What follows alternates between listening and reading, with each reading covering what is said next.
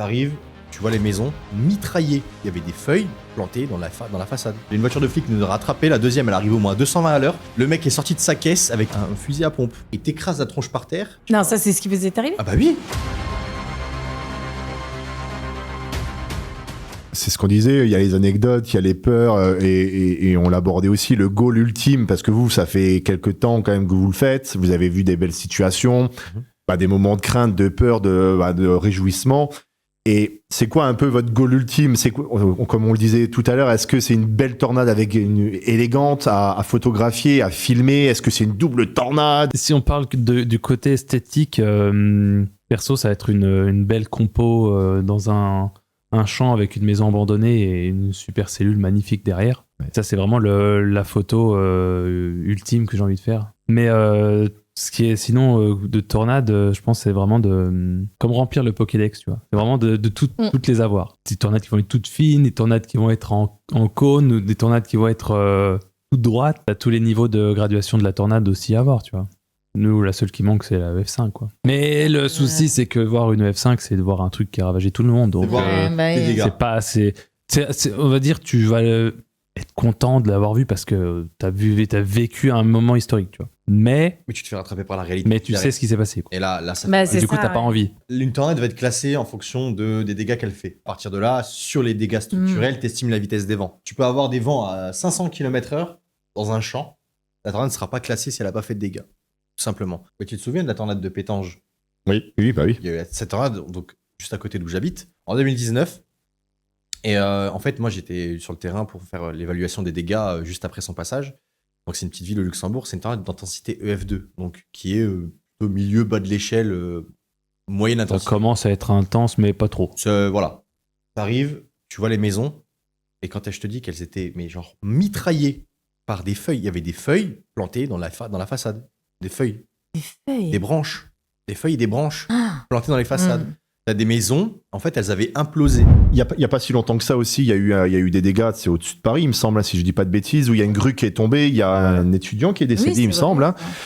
Comment on n'arrive pas à prévenir de tout ça, quoi. Enfin, c'est tellement imprévisible, les... Ouais.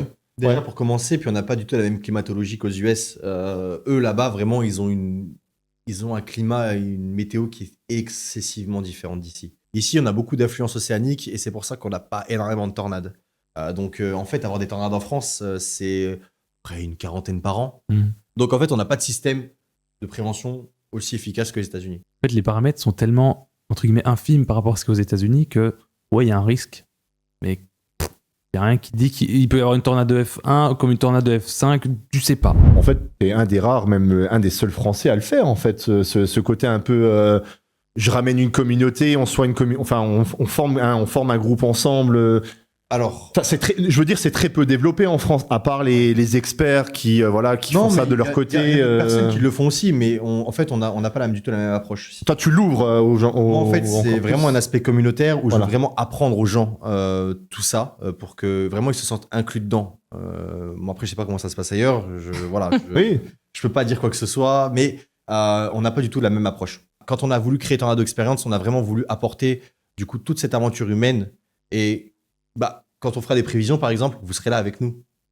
Ouais. Vous allez pas nous aider forcément parce que vous n'aurez pas les connaissances nécessaires, mais vous allez regarder avec nous, vous allez apprendre avec nous. Et même sur le terrain, nous, on est là pour vous aider à faire de la photo, faire de la vidéo, vous aider sur des points, l'observation, vous expliquer tout ça. Il faut que vous soyez vraiment en immersion. Nous, ce qu'on veut vraiment apporter, c'est l'immersion dans tout ça, tu vois. L'idée, c'est qu'avant de rentrer, t'aies compris. Ouais.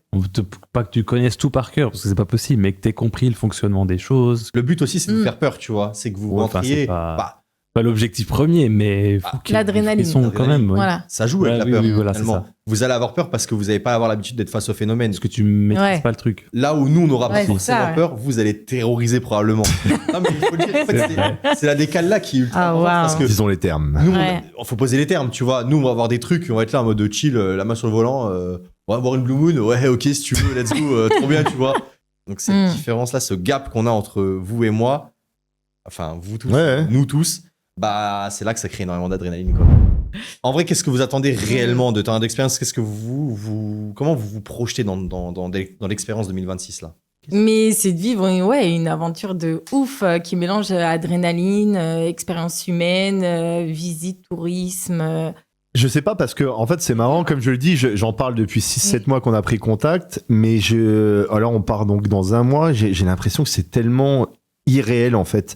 Ouais. Je me préconstruis déjà un peu le voyage avec vos vidéos, avec vos anecdotes, avec nos échanges. Et donc, en fait, je crois que ça sera que du plus. Ça va me sortir aussi un peu du quotidien. Ça va me replonger aussi un peu dans mes, on va dire, dans mes premiers moments sur Internet, un peu en mode explorateur, urbex, etc., que j'avais un peu laissé de côté par rapport au travail, etc. Pas de crainte spécifique. J'ai juste envie de vivre, l'instant présent. Ouais, je crois, tu vois, c'est l'instant présent. Il y a un truc que vous allez sentir, ça. c'est la liberté en fait. C'est là que vous allez voir que vous allez. Mais alors une liberté. Et je pense que c'est ce qui fait partie aussi de l'expérience. Un côté paisible. Ah ouais. En fait, tu peux avoir plein de tracas ou autre en France. T'arrives là-bas, Ouais, tu sors de ton n'existe quotidien un peu. Ah ouais. ça n'existe plus. D'élite. Mm. Vraiment. Ciao. Bonne journée. Ça, c'est un truc de fou. Ça fait partie de l'expérience. Et je pense que c'est ça aussi qui constitue un peu l'envie de toute personne de revenir. C'est que, en fait, dans l'expérience, on offre cette liberté à tout le monde. Mm. On offre vraiment cette possibilité à tout le monde de s'évader. La seule préoccupation, c'est est-ce que je vais voir un éclair aujourd'hui? Est-ce que je vais voir une tornade aujourd'hui? Est-ce que le steakhouse sera bon ce soir? Oh, que oui. Ah, là j'aime bien ça. Tu vois? Vraiment, c'est fou, réel. ouais. Mais c'est réel en fait. C'est pas un road trip quoi. Enfin un road trip, un C'est pas une tour. c'est pas une organisation de tour. Voilà, c'est pas une agence de voyage. En fait, les Américains, ils vont vous mettre dans des minibus à 16 ou à 10, je sais pas à combien. Et en fait, vous êtes dans un poulailler roulant en fait. Ah ouais. Tu vois, c'est un poulailler roulant.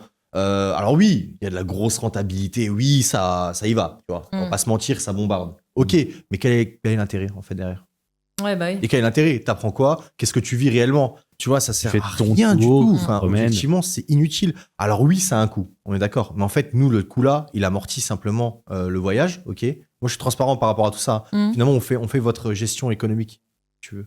En gros, tout ce que ça coûte le tour, on est là et on vous gère pour vous. Mm. Tu vois, c'est tout simple. Parce que si tu pars tout seul dans la tornado aller, Bah oui. Ouais, non, bien sûr. faut voir les prix. Hein. Faut voir les prix. Hein. Mais c'est déconnant. Hein. Le fait qu'on soit plus, que ça soit cet aspect communautaire, ça permet de réduire les coûts, de pouvoir partager des moments en petit comité, sans que ça soit non plus entre 2 ou 3. Tu vois, c'est vraiment, on va être une dizaine sur le tour 2. Moi, pour être transparent avec vous également, on a eu quelqu'un qui a pas trop kiffé l'expérience. Ah ouais? Sur un moment précis, quand on a eu une tornade de nuit. Je suis honnête de A à Z. Hein. Mm. En fait, si tu veux, il y avait la tornade de nuit. Bon, j'ai pas eu la bonne idée non plus de lancer un live TikTok. Bon, Juste, c'était une énorme tornade. voilà. Quoi. Non, en fait, c'est une tornade qui faisait 1 kilomètre de diamètre, quoi. Ah oui, d'accord. De nuit. Ok. Sur une ville. Sur une ville. Donc, du coup, oui, mais on était loin d'elle encore. On était Ouais, pas ouais. sur la ville ou tout, ou quoi. Mais en fait, il a pas trop kiffé le fait que je lance le live, que j'ai envie de faire partager ça à ma communauté. Moi, je peux comprendre ces personnes-là d'un côté, tu vois. Je me Oui, dis, non, mais voilà, bien sûr. maintenant, je crée du contenu. Désolé. Bah après, les gens Genre, qui c'est partent live. là avec vous savent que, même Cody, qu'il y a du contenu Ouais. qui est fait. Enfin, Ouais, mais tout le monde le savait aussi, mais Ouais. c'est un move que cette personne-là n'a pas apprécié. Ah, c'est étonnant quand même. Ouais, je sais, mais bon, après, Ok. c'est, Mhm. on peut pas choisir, on peut pas plaire à tout le monde non plus. On peut te raconter notre anecdote comme ça aussi. En 2024, quand on s'est fait arrêter par les flics, Ah oui, parce qu'en plus, voilà, on va pas parler de la police. Mais il s'est passé quoi? GTA. Genre, C'était GTA. en gros, Ah ouais, je te jure. Genre, on était sur une autoroute au Texas, direction de l'Oklahoma et tout, et on était avec d'autres personnes françaises, Dans dont d'autres je tairai le nom, qui étaient avec nous également, qui nous suivaient. Et on était là, on roulait, et puis à un moment, je sais pas pourquoi, il y a une bagnole de flics qui arrive, et elle s'intercale entre la voiture de l'autre français et nous. Tu dis, le mec, si c'est pour toi, il va se mettre devant toi. Il va te dire, stop, arrête-toi. Non. Il met derrière juste le gyro. donc à un moment, j'appelle mon pote derrière moi. Je dis, bah écoute mec, on fait quoi? Qui s'arrête en premier? Parce que là, je comprends pas trop le bail, il est avec des gyros, mais à notre vitesse. Oui, Comment mais on en dit à fait, Jordan la police chez toi, elle arrive, elle se met à ton niveau, ta fenêtre sort sur le côté, tu vois. Oui, ouais. Là-bas, c'est derrière. Coup de gyro, tu t'arrêtes. Sauf qu'il faut le savoir. Faut le savoir. Jusque-là, tu te dis, bon ok, let's go, délit de fuite. Non, non, non. Et tu vois le nombre d'étoiles qui augmente petit à petit. Oui, voilà. Tu vois une sortie d'autoroute. C'est-à-dire que t'arrives sur l'autoroute et t'as une sortie. Ouais. Jordan, merveilleuse idée, il prend la sortie et on revient sur l'autoroute. Non. De quoi? Ah bah oui, c'est ça le problème. C'est là que c'est là que c'est Il a fait le. Ah, il est rentré, il est sorti. Non, mais il a pris l'entrée d'autoroute, il est sorti tout de suite. Ah bah la suspicion était au max là. Voilà. Et genre, tout, on continue à rouler. Je dis, la prochaine, tu t'arrêtes. Mais vraiment, je rigole pas avec toi. Vraiment, j'étais sur les nerfs et tout. Je dis, je rigole pas avec toi, tu t'arrêtes. Bah, on n'a pas eu le temps de s'arrêter. Il y a une voiture de flic qui nous a rattrapé. La deuxième, elle arrive au moins à 220 à l'heure. L'autre était derrière nous. Giratoire. 3 voitures. 2, 3, 4. Ouais, il y avait 5-6 voitures. Le mec est sorti de sa caisse avec un fusil à pompe. Et puis le mec ne parlait pas en mode ça, comme la gendarmerie en France. Oui, monsieur. Oui, bah oui. Non, c'est un coup de asshole, prends ça dans ta tronche. Oh là là. Bande de gros débiles. C'est vraiment, on t'insulte, quoi. Vraiment, là, tu vois, j'étais la petite. Pas pu utiliser le terme, mais t'as capté, quoi. Et, waouh. et là, tu te dis, ouais, là, c'est chaud. Le mec te fout la tronche par terre, il t'écrase la tronche par terre. Non, ça, c'est ce qui vous est arrivé? Ah bah oui. Menotter, la tronche par terre, écraser la tronche par terre. Les mecs, on leur a fait flipper, hein. Et là, je vois devant la voiture de flic, l'autre, il nous retourne la bagnole, les valises, par terre, tout qui est retourné. Oh là. Le flic, à un moment, je le vois, il regarde, il fait comme ça. Puis je vois toutes les voitures qui partent. Il dit, je suis vraiment désolé. Je dis, bah pourquoi? Il me dit, on pensait que vous étiez des gros narcotrafiquants, que vous transportiez des armes, tout le bordel. Je dis, ah non, on fait de la photographie d'orage, quoi.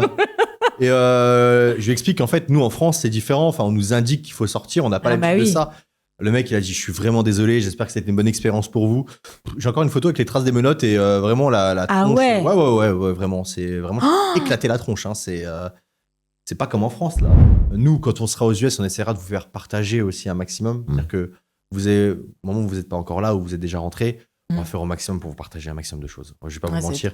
Même avant, là, avec Cody. Oui, déjà là, quand vous partez. Dans 15 jours, là, vous allez déjà avoir du contenu vraiment régulièrement, normalement. Donc, dans l'idée, là, c'est qu'on puisse te regarder, enfin, te suivre ou te contacter sur Tornado Experience pour éventuellement l'année prochaine et puis l'aventure dans 15 jours, quoi. Ouais, c'est ça. Donc, n'hésitez pas à vous abonner à tout le monde. Et puis, voilà. N'hésitez pas aussi à suivre Paulinette. Paulinette qui va faire un boulot monstrueux cette année dans la TA. À très vite. Bon, des bisous et merci pour tout et à très vite. Hein.